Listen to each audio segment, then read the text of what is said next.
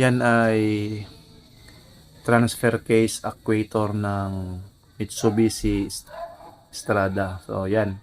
Bali dito ay rene-reset ko yung kanyang mga gear. So bali to ay bago yung kanyang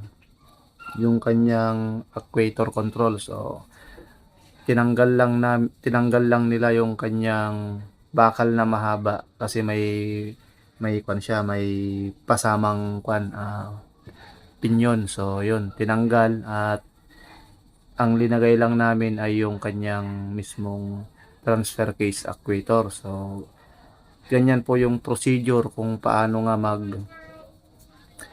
mag-resetting ng ah, gear ng transfer case actuator. So yan, ganyan po ang mag-resetting. So panoorin nyo na lang po para po magkaroon din ng idea sa mga hindi pa po naka-experience ng ganito.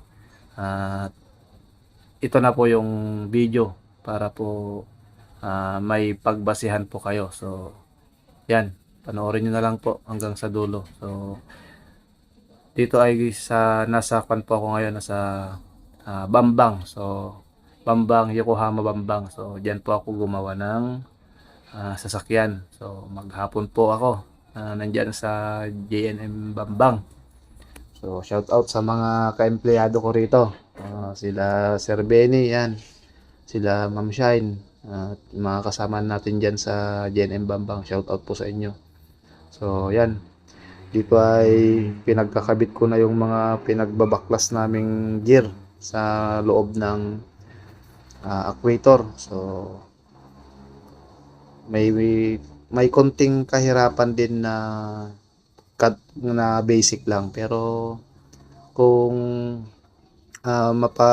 kung nasanay ka na sa ganyang trabaho ay madali na lang sa'yo yan. So ganyan po yung technique. Dapat yung mga daliri mo ay parang luya, bang nawara taima, para hindi mahulog yung mga gear. So ganun yung technique.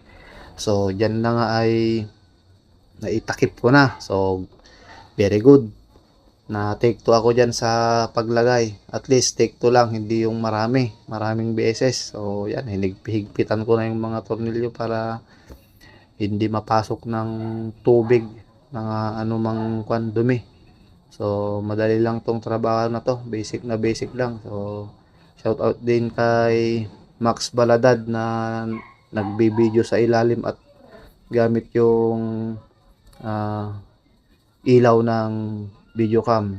So yan, natapos na rin ang lahat. So nigpitan ko na yung mga 12 na tornilyo sa pitan ng transfer case actuator. So sila sir ay sila sir ay taga Kasibo, kaya kailangan nila yung 4x4 ng sasakyan nila kasi masyadong matarik doon sa kanilang probinsya. So yan po yung diskarte. So yun, maraming salamat. So dito na nga ay nagtatapos ang aking video at yan, tinesting na ni sir. So goods na yung kanyang 4x4, pero mas maganda pag nagamit niya sa bundok talaga. So okay, thank you and thanks for